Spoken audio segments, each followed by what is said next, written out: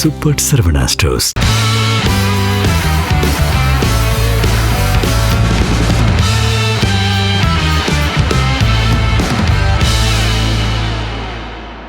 நேயர்களே, இன்றைக்கு நாம் பேச போகிற மிக முக்கியமான தலைப்பு, மத்திய கிழக்கு போரினால் இந்தியாவில் கடைகள் அடைப்பு, 3000க்கும் மேற்பட்ட ஹோட்டல்கள் இழுத்து சாத்தப்பட்டிருக்கிறது.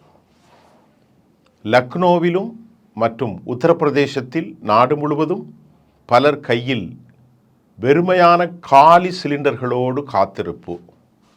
இது என்ன செய்தி? இதற்கும் இந்தியாவிற்கும் என்ன சம்பந்தம்? ஆனால் சம்பந்தம் இருக்குன்னு எல்லாருக்கும் தெரியும். ஏன்னு கேட்டால், உலக பொருளாதாரத்தின் வல்லமை உயிர் நாடி மத்திய கிழக்கு. அந்த மத்திய கிழக்கில் பிரச்சனைகள் வந்தால் உலகமே ஸ்தம்பித்து போகும் என்பதற்குத்தான் அமெரிக்கா அந்த பிரதேசத்தை தன் கைவசப்படுத்துவதற்கு உலகத்தில் எல்லா சேட்டைகளையும் அவர்கள் செய்து இன்றைக்கு மூக்கு உடைக்கப்பட்ட நிலையில் அமெரிக்கா தோல்வியை சந்தித்து கொண்டிருக்கிறது. இது அமெரிக்காவோட பிரச்சனை அல்லங்க, உலகம் முழுவதும் பிரச்சனை. இந்தியாவிற்கு என்ன பிரச்சனை என்று கேட்டால், இந்திய பிரச்சனைகள் மற்ற நாட்டு பிரச்சனைகளை விட ரொம்ப வேறுபட்டது. கேஸ் சிலிண்டர் பயன்பாட்டில் 65 ரூபாயும், வணிக கேஸ் சிலிண்டர், அதாவது குடும்பங்களுக்கான இல்லங்களுக்கான கேஸ் சிலிண்டர் 65 ரூபா, வணிகங்கள் ஹோட்டல்களுக்கான கேஸ் சிலிண்டர் 120 ரூபாய் உயர்ந்திருக்கிறது. காரணம் பற்றாக்குறை. சரி, 3000க்கும் மேற்பட்ட ஹோட்டல்கள் இழுத்து சாத்தப்பட்டது பெங்களூரில். எந்த அளவிற்கு அங்கே இது இம்பேக்ட் ஏற்படுத்தி இருக்கிறது என்பதை நாம் பார்க்க போகிறோம். இந்தியாவினுடைய அடிப்படை கூறுகளில் அரசாங்கம், பாஜக அரசாங்கம் இருந்தாலும் கடந்த 10 வருஷத்தில் அந்த அரசு இந்தியாவினுடைய ஒரு பொருளாதாரத்தில் ஸ்திரத்தன்மைக்கு இல்லாத ஒரு சூழல் விளைவு. இந்தியாவினுடைய டாலர் மதிப்பு, டாலருக்கு எதிரான இந்திய மதிப்பு இன்று காலை நான் அமர்ந்திருக்கும் இந்த வேளையில் நேற்று மாலை இரவு 92 ரூபாய் 32.75 காசாக சரிந்து போயிருக்கிறது. இது பெரிய ஆபத்தான போக்கை விளைவிக்கும். உங்களுக்கு புரியக்கூடிய எளிய முறையில் நான் உங்களுக்கு சொல்ல போகிறேன். இந்தியா இப்போது 2 பிரச்சனைகளை கையாளுகிறது, எதிர்கொள்கிறது. ஒன்று, மத்திய கிழக்கில் அமெரிக்காவுக்கும் ஈரானுக்கும் இடையே நடக்கும் பயங்கர போரின் மூலமாக ஏற்படுகிற கான்சிக்வன்சஸ், விளைவுகள். இரண்டாவது பிரச்சனை என்னவென்றால், மத்திய கிழக்கில் இந்தியாவிற்கு வரக்கூடிய ஹெர்மூஸ் பகுதி, அதாவது ஸ்ட்ரைட் ஆஃப் ஹெர்மூஸ் என்று சொல்லப்படும் ஆழமான வழித்தடங்களை கொண்ட 8 கிலோமீட்டர் ஈரானின் கைவசம்தான் இருக்கிறது. உலகம் முழுவதும் இந்தியாவுக்கு வந்து சேரும் கப்பல்கள், அது பாரசீகமாக இருந்தாலும் யுனைடெட் அரபு எமிரேட்ஸாக இருந்தாலும், இந்தியாவுக்கு அதிக சப்ளை செய்கின்ற நாடுகள் 2 அல்லது 3. ஒன்று ஈராக், இந்திய சப்ளையில் 23லிருந்து 30 விழுக்காடு, இல்லை 26 விழுக்காடு. மற்றொன்று சவுதி அரேபியா, 16லிருந்து 23 விழுக்காடு. நல்லா புரிந்து கொள்ளுங்கள். இது ஒரு 25, அது ஒரு 25, 45. 34% தற்போது செய்து கொண்டிருக்கக்கூடிய ரஷ்யா. அப்போ 45, 80% இந்த 3 தேசங்களும் போக மீதி உள்ளது அமெரிக்கா, மற்ற நாடுகள். நாம நாட்டிலேருந்து கொஞ்சம் போல படுகைகளின் மூலம் ஆசாமில் கிடைக்கிறது. இந்தியாவுக்கு அதிகமாக கேஸ் சிலிண்டர்கள் அனுப்பக்கூடிய முதல் சிஎன்ஜி கேஸ் எரிவாயு எங்கன்னா அது கத்தரில் தான். இப்போ நமக்கு வந்த சிக்கல் என்ன தெரியுமா? இந்த போர் எங்கேயும் நடக்கிறது. இந்தியாவுக்கு கேஸ் கொடுக்குற கத்தரில் நடக்கிறது, ஈராக்கில் நடக்கிறது. எல்லாம் எல்லாமே ஒரே நாடுகள் தான். அதே போன்று யுனைடெட் அரபு எமிரேட்ஸ், ஐக்கிய அரபு அமீரகம் மற்றும் சவுதி அரேபியா, இப்படி குவைத், இதே போன்று எல்லா நாடுகளும் மிக மிக மிக மிக கடுமையாக பாதித்திருக்கிற நிலையில்தான் நாம் இன்றைக்கு கேஸ் சிலிண்டரை இந்திய அரசாங்கம் 65 ரூபாய் குடும்ப பயணீட்டாளர்களுக்கும், 120 ரூபாய் வணிக பயன்பாட்டாளர்களுக்கும், உயர்த்தியது மட்டுமல்ல, நீங்கள் முன்னால் 15 நாட்களுக்குள் உங்களுக்கு வரக்கூடிய கேஸ் தற்போது 25 நாட்கள் காலதாமதமாகும் என்கின்ற அறிவிப்பு பல குடும்பஸ்தர்களை, பல இந்தியர்களை தூங்காத இரவாக மாற்றி போட்டுவிட்டது. தோழர்களே, இப்பொழுது இந்த பிரச்சனை எப்போது முடியும்? இந்த பிரச்சனையின் மூல காரணம் அமெரிக்கா, அவற்றில் எந்த சந்தேகமும் இல்லை. உலகில் இருக்கிற அனைத்து குழப்பத்திற்கும் அமெரிக்காவே காரணம். ஏனென்றால் மத்திய கிழக்கை தன் ஆதிக்கத்தின் கீழ் கொண்டு வரவும், மத்திய கிழக்கில் தம்மை மீறக்கூடிய ஒரு தேசம் வளர்ந்துவிடக்கூடாது என்பதற்காகவும் அழுத்தம் கொடுக்கும் நடவடிக்கையில்தான் அவர்களின் சக பார்ட்னராக இருக்கும் இஸ்ரேலை அங்கே கொண்டு வைத்தார்கள். அது மட்டுமல்ல, மத்திய கிழக்கில் சவுதி அரேபியா, யுனைடெட் அரபு எமிரேட்ஸ், கத்தர், குவைத், பஹ்ரைன், ஓமன், இன்னும் பல தேசங்கள் முழுவதும், அதே மாதிரி துருக்கி, ஜோர்டான், சிரியா, எல்லா நாடுகளையும் ஈராக் வரையும் அவர்கள் தங்கள் கைவசப்படுத்தி கொண்டார்கள். விளைவு என்ன? மத்திய கிழக்கில் வரக்கூடிய உற்பத்தி செய்யப்படக்கூடிய அனைத்து குரூடாயில்களுக்கும் விலை நிர்ணயம் செய்யப்படுவதிலிருந்து, மத்திய கிழக்கிலிருந்து குரூடாயிலுக்கு வெளியே செல்லக்கூடிய குரூடாயில பண பரிவர்த்தை எங்கள் நாட்டில் மணி, அதாவது அமெரிக்காவுடைய கரன்சியில் தான் நடக்க வேண்டும் என்றும், நாள் ஒன்றுக்கு பல பில்லியன்களை அமெரிக்கா இலாபமாக பெறுகிறார்கள். அதற்கு விளைவு என்ன? அந்த நாட்டிற்கான பாதுகாப்பையும், அந்த நாட்டிற்கான டெக்னாலஜி, டெக்னிக்கல் எக்ஸ்பர்ட்ஸ் இவைகளெல்லாம் நாங்கள் வழங்குகிறோம் என்று ஒரு போலி முகத்தை காட்டி இன்றைக்கு எதுவுமே நடக்காமல் அமெரிக்கா தோல்வியை சந்தித்திருக்கிறது. விளைவு, மத்திய தரைக்கடலில் ஒரு அப்நார்மல்சி என்று சொல்லக்கூடிய ஒரு அபாயகரமான ஒரு அன்சர்டினிட்டி பொருளாதாரம் இங்கே காணப்படுகிறது. இப்பொழுது இந்தியாவிற்கு பாதிக்கப்படும் இந்த போரின் மூலம் நமக்கு உற்பத்தியில் 88 விழுக்காடு, அதாவது நமக்கு 100 பேரல் தேவை நாள் ஒன்றுக்கு, ஒரு உதாரணத்திற்குமாக. ஆனால் 88 பேரல்களை நாம் இந்த நாடுகளிலிருந்து தான் வாங்குகிறோம். இந்த நாடுகளிலிருந்து தான் சிஎன்ஜி கேஸ் சிலிண்டர்கள் கத்தரில் இருந்து தான் அது ஹெர்மூஸை தாண்டி நமக்கு வருகிறது.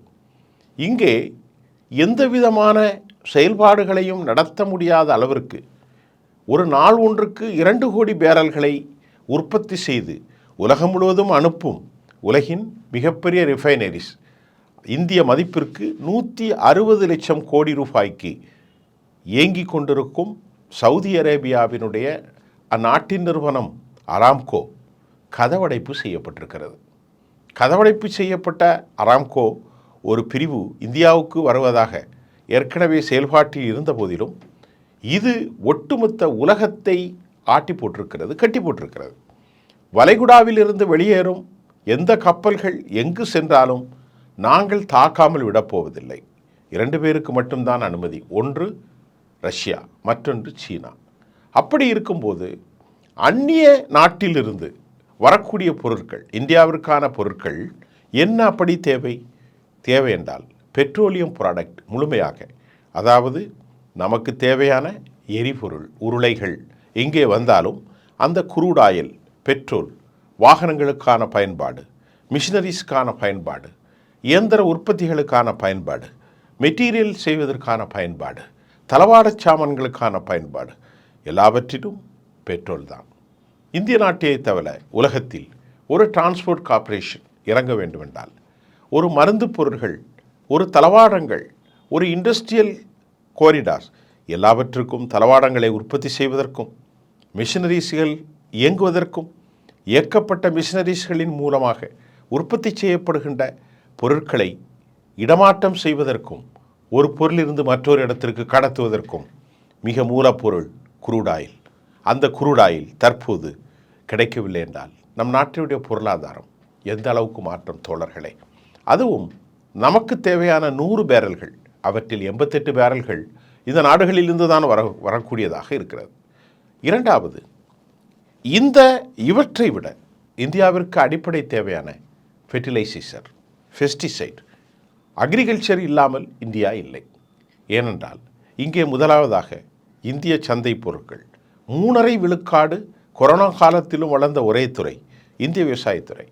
அந்த விவசாயத்துறைக்கு நமக்கு வரக்கூடிய ஃபெர்டிலைசேஷன், அதாவது உரம், அதே போன்று பூச்சிக்கொல்லி மருந்துகள், விதைகள் எல்லாவற்றும் வரக்கூடிய அந்த நாடுகளிலிருந்து வராமல் தற்போது கப்பல் போக்குவரத்து ஹெர்முஸின் வழியாக அது தடை செய்யப்பட்டிருக்கிறது.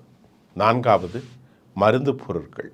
சந்தைப்படுத்தப்பட்ட பல பொருட்களை இந்தியா சீனாவிலிருந்தும் உக்ரைனிலிருந்தும் மத்திய கிழக்கு நாடுகளிலிருந்தும் அமெரிக்காவிலிருந்தும் இந்தோனேஷியாவிலிருந்தும் மலேசியாவிலிருந்தும் எல்லா நாடுகளிலுமிருந்தும் நமக்கு தேவையான சமையல் எரிவாயு, பாம் ஆயில், மருந்து பொருட்கள், ஃபெர்டிலைசர், உரப்பொருட்கள், நுண்ணியமான ஆயுதங்கள், அதாவது இரும்பு துகள்கள், இந்தியா இங்கிருந்து ஏற்றுமதி செய்யக்கூடிய கடல் பொருட்கள், எலக்ட்ரிக்கல் அண்ட் எலக்ட்ரானிக்ஸ் நுட்பமானவை, செல்போன்கள், கண்டெய்னர்கள், தாது பொருட்கள் எல்லாம் நமது நாட்டிலிருந்து தான் செல்கிறது, நமது நாட்டுக்கும் வருகிறது. நமது நாட்டுக்கு வருகிற 85% இந்த பொருட்கள் தற்போது 2 காரணிகளால் பாதிக்கப்பட்டிருக்கிறது.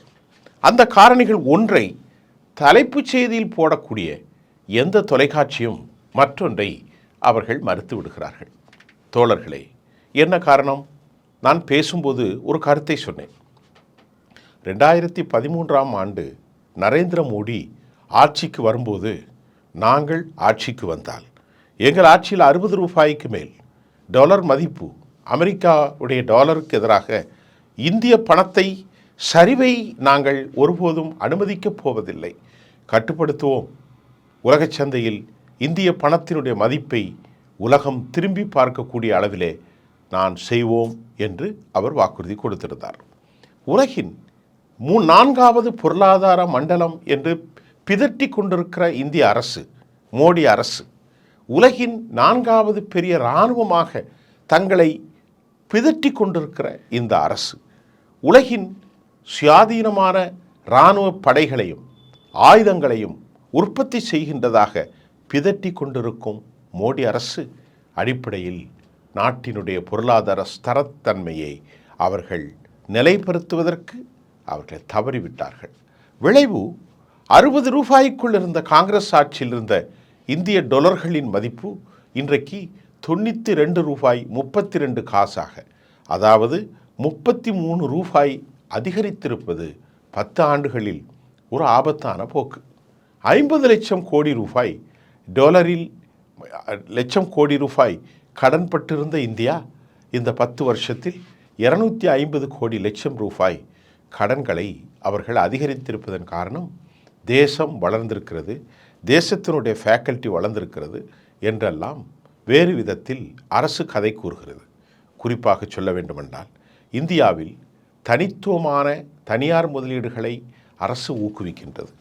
அரசினுடைய சந்தைப்படுத்தப்பட்ட தேசிய முதலீட்டாளர்களை அரசு டிஸ்இன்வெஸ்ட்மெண்ட் பாலிசி, அதாவது அரசாங்கம் வியாபாரம் செய்யாது, அரசினுடைய நிலங்களை, அரசினுடைய உற்பத்திகள் அனைத்தும் தனியார் கையில் கொடுக்கப்பட வேண்டும் என்றும், தனியார்களிலும் பரவலான மயமாக்கல் இல்லாமல் குஜராத்தை சார்ந்த ஆதானி, அம்பானி போன்ற பெரு குழுமங்களுக்கு அவர்கள் கொடுப்பதும் இப்படிப்பட்ட ஒரு சிக்கலை ஏற்படுத்தியிருக்கிறது. தனிமனிதனிடத்தில் செல்வம் குவிப்பது பல்வேறு சிக்கல்களை ஏற்படுத்தலாம் என்பதற்கு இந்த அரசின் காரணம். இப்பொழுது நாம் சொல்வது கேஸ் சிலிண்டருடைய விலை எதிரொலிப்பு, கேஸ் சிலிண்டருடைய தட்டுப்பாட்டில் இந்த போர் எவ்வளவு காலம் நீளுமோ அதற்கு பிறகு இன்னும் 2 மாதங்களில் பெரும் மோசமான நாசத்தை ஏற்படுத்தலாம். ஏனென்றால் நம்மை பொறுத்தவரை 10% அளவுக்கு கூட உள்நாட்டின் உற்பத்தி அல்ல. இதற்கு அடுத்து டாலரின் மதிப்பு இந்தியாவிற்கு 2 சிக்கலை ஏற்படுத்துகிறது. மோடி அரசு 700 பில்லியனை கையில் வைத்து கொண்டாலும் அவர்கள் ஒரு ஸ்திரத்தரமான பொருளாதாரத்தில் இல்லை. காரணம், நாங்கள் இந்திய மதிப்பின் பணத்தின் மதிப்பு அயலகத்தில் அது சரிந்து கொண்டே வருகிறது. அதனால் நாம் பெட்ரோல் பொருட்களை இறக்குமதி செய்தாலும், காய்கறிகளை இறக்குமதி செய்தாலும், உரம் மற்றும் மருந்து பொருட்கள், உற்பத்தி தளவாடங்கள், எதை உலகின் எந்த பகுதியிலிருந்து மருந்துகள் எதை இறக்குமதி செய்தாலும் அதற்கு அதிக இந்திய பணத்தை நாம் செலவு செய்ய வேண்டியிருக்கிறது. $1 இந்தியாவிலிருந்து நாம் வாங்கினால் 60 ரூபாய் கொடுத்தோம் 10 வருஷத்திற்கு முன்பு. வெளிநாட்டிலிருந்து நாம் ஒரு பொருளை $10 வாங்கினால் 600 ரூபாய் கொடுத்தோம். தற்போது மோடி அரசு இந்த 10 ஆண்டுகளில் 600 ரூபாய்க்கு வாங்கிய ஒரு பொருளை அதிக பணம் கொடுத்து 932 ரூபாய்க்கு நாம் 33 ரூபாய்க்கு வாங்க வேண்டியிருக்கிறது. அப்படி என்றால் ஒரு பொருளுக்கு 933 ரூபாய் அதிகம் கொடுக்க வேண்டியிருக்கிறது. அதாவது 33 ரூபாய் நாம் அதிகம் கொடுக்க வேண்டியிருக்கிறது. $1 என்றால் 60 ரூபாய்க்கு வாங்கியதை இப்போது இந்திய மதிப்பின் சரிவின் காரணமாக 93 ரூபாய், அதாவது 60 ரூபாய்க்கும் 93 ரூபாய்க்கும் 33 ரூபாய் வித்தியாசம் இருக்கிறது. அப்படி என்றால் இந்தியா கோடானு கோடி பொருட்களை இறக்குமதி செய்கிறது. லக்ஸரிஸ் பொருட்களாக இருந்தாலும், உயிர்காக்கும் மருந்து பொருட்களாக இருந்தாலும், உணவுப் பொருட்களாக இருந்தாலும், விவசாயத்திற்கான இடும் பொருட்கள், விவசாயத்திற்கான எல்லாவற்றுக்கும் அதிக பணத்தை இந்தியா செலவழிக்கின்ற போது நாட்டில் பணவீக்கம் ஏற்படும். பணவீக்கத்திற்கு ஆங்கிலத்தில் பெயர் இன்ஃப்ளேஷன். அந்த இன்ஃப்ளேஷனை தடுக்க தவறினால் 4% மேல் சென்றால் விலைவாசி கடுமையாக உயரும். அது இனி சாத்தியப்படும். அதே போன்று ரெசஷன். இந்தியாவில் பணவீக்கத்தின் காரணமாக மந்தநிலை பொருளாதாரத்தில் ஏற்படும். விலைவாசி உயர்வும் அதிக டாலர்களை கொடுக்கும் போதும் வாங்கும் சக்தியை மக்கள் இழப்பார்கள். அப்படி வாங்கும் சக்தியை மக்கள் இழக்கின்ற போது ஒரு சர்க்குலேட் எக்கனாமி என்று சொல்ல மாதிரி சூழ்ச்சி சுற்று பொருளாதாரம் மந்தப்படுத்தப்படும். ஆகவே மக்கள் பெரும் சீரழிவுக்கு வருவார்கள்.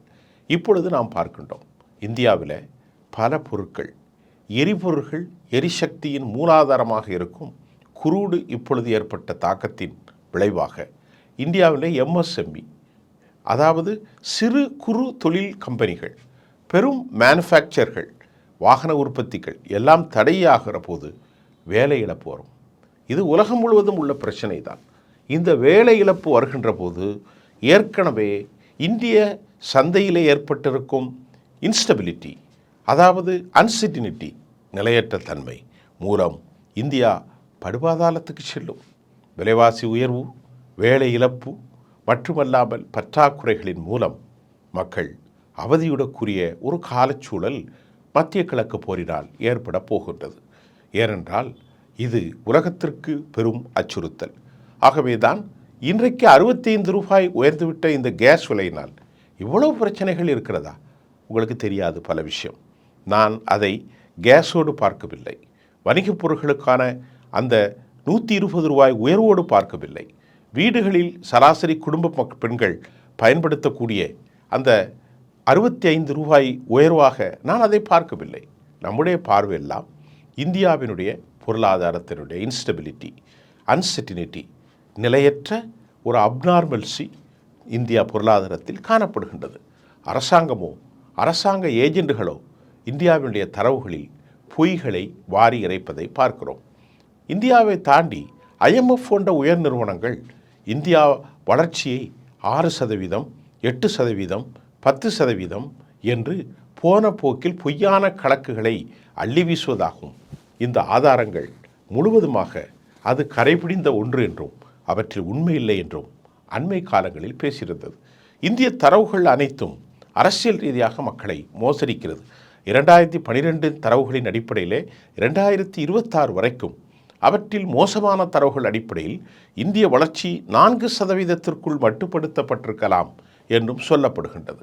ஆனாலும் இதனை எதிர்கொள்வது அனைத்து இந்திய குடிமக்களின் பொறுப்பு. தேசத்தினுடைய தலைவர்களாக இருக்கும் அவர்கள் அரசியல்வாதிகளாகத்தான் இருக்கிறார்கள். இந்த விலையேற்றம், இந்த நீடித்த போர் எப்போது முடிவுக்கு வரும்? இது கரை தெரியாத நடுக்கடலில் கண்களை கெட்டிவிடப்பட்ட ஒரு தனி மனிதனுக்கு ஒப்பான ஒரு செயலாக பார்க்கிறோம். எல்லையற்ற வரையில் போர் பதட்டங்கள் அதிகரிக்கின்றது. ஈரானோ சமாதான முயற்சிக்கு வர தயார், ஆனால் எல்லாவற்றுக்கும் நிரந்தர தீர்வை தேடுகிறார்கள். போரை ஆரம்பித்தது நீங்கள், எப்போது முடிப்பது என்பது நாங்கள் என்று அவர்கள் கூறுகிறார்கள். அமெரிக்காவோ வடிகட்டிய ஜமக்காலத்தில் பொய்யை சொல்லி ஒரு நிமிடத்திற்கு முன்பு போர் நிறுத்தம், அடுத்த கனடியில் போர் தொடரும். இதுதான் அமெரிக்க அதிபரின் சொலவாடல்களாக பொய்யாக இருக்கின்றது. இரண்டு பக்கமும் மக்கள் இறந்து கொண்டிருக்கிறார்கள். இரண்டு பக்கமும் பெரும் அனர்த்தம் தோன்றுகின்றது. அரபு நாடுகளினுடைய இந்த அனர்த்தம் ஆண்டிப்பட்டி வரை, அம்பாசமுத்திரம் வரை இது பாதிக்கும் என்பதுதான் தரவுகள். போர் முடிந்த பின்பும் 2-3 மாதங்கள் சுணக்கத்திற்கு பின்புதான் உலகம் ஒரு நார்மலான சூழ்நிலைக்கு வரும். இப்போது போரே முடியவில்லை. எப்போது போர் முடியும்? அதற்கு பிறகு சுணக்கம் எத்தனை காலம் வரும்? எவ்வளவு காலம் நாம் தாமதித்திருக்க வேண்டும் என்ற கேள்விகள் விடை தெரியாத ஒன்றாகவே தொடர்கிறது. ஜெம் தொலைக்காட்சிக்கான சர்வதேச அரசியலுக்காக நான் சுஃபியான்.